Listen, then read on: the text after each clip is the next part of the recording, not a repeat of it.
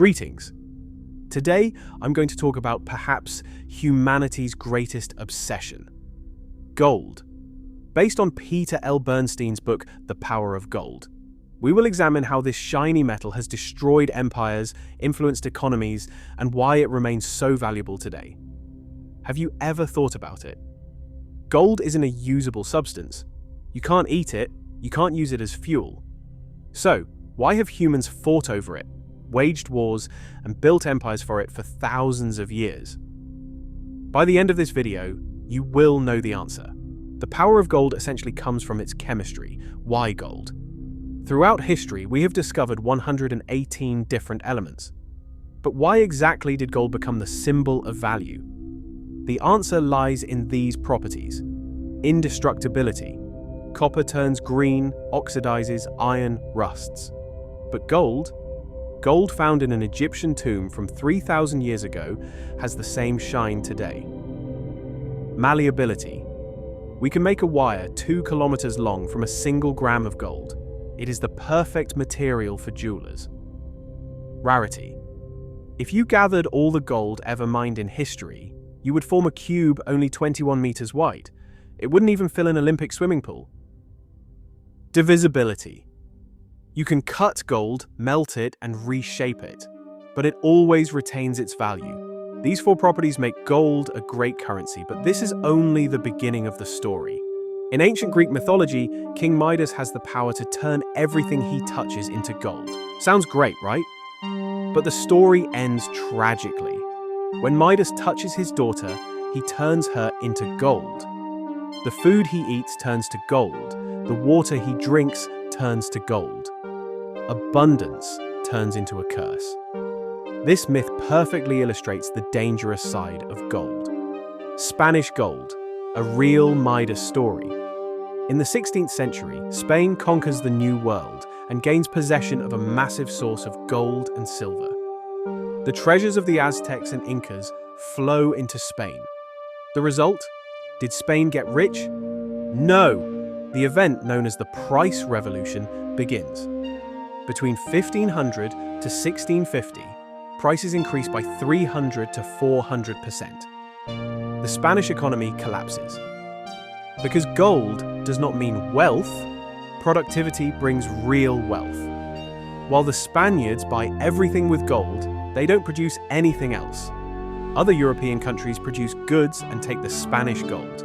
Consequently, Spain becomes poor, while Holland and England become rich. Lesson: having a lot of gold does not provide wealth. How it is used matters. What is the gold standard? Briefly, every currency is backed by a specific amount of gold.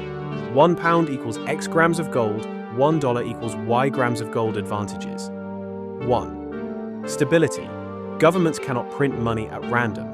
2. Trust. Your money can always be converted into gold. 3. International trade. The whole world operates on the same standard. In 1821, England adopts the gold standard. As the world power of the time, other countries follow suit. But there is a problem: the deflationary spiral. While the economy grows, the amount of gold remains fixed. What happens? Prices start to fall. Deflation. People wait thinking it will be cheaper tomorrow. No one spends money. The economy comes to a halt. The Great Depression, 1929. The biggest test of this system arrives. Although the economy crashes, governments remain handcuffed because they are on the gold standard. Bernstein's research reveals this. Countries that left the gold standard early, England 1931, USA 1933, recovered quickly. Countries that left late, France 1936, suffered more. 1971. The final blow. Richard Nixon severs the link between the dollar and gold. The Bretton Woods system ends. Why? Because they needed to print more money to finance the Vietnam War. The gold standard is relegated to the dusty shelves of history. Gold is not just an economic issue, it is also a psychological one. The California Gold Rush, 1849. Gold is found in San Francisco. As the news spreads, 300,000 people leave everything behind and run to California.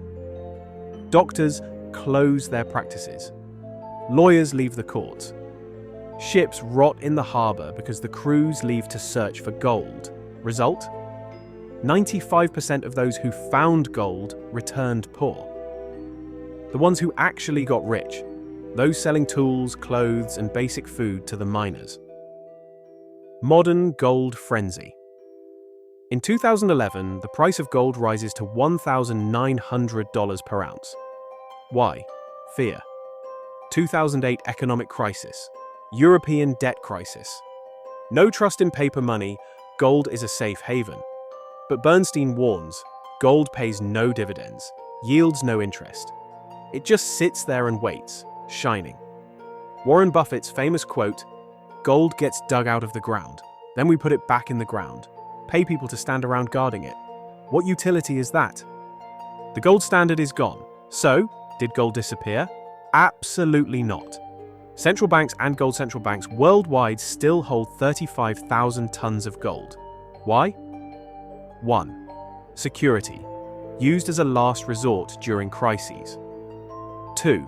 Diversification, the idea that one shouldn't put all their eggs in one basket. 3. Geopolitical power. Gold is a symbol of independence.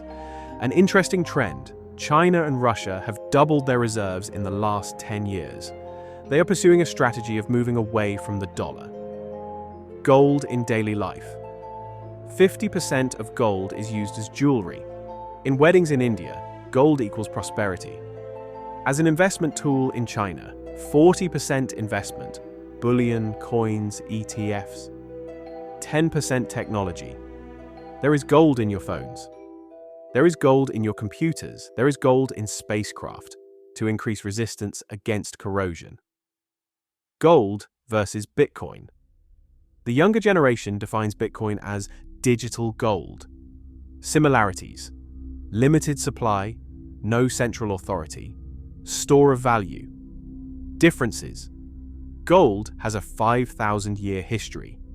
Bitcoin is only 15 years old. You can physically hold gold in your hand. What would Bernstein say if he were alive today? Probably, history repeats itself. New toys, old emotions.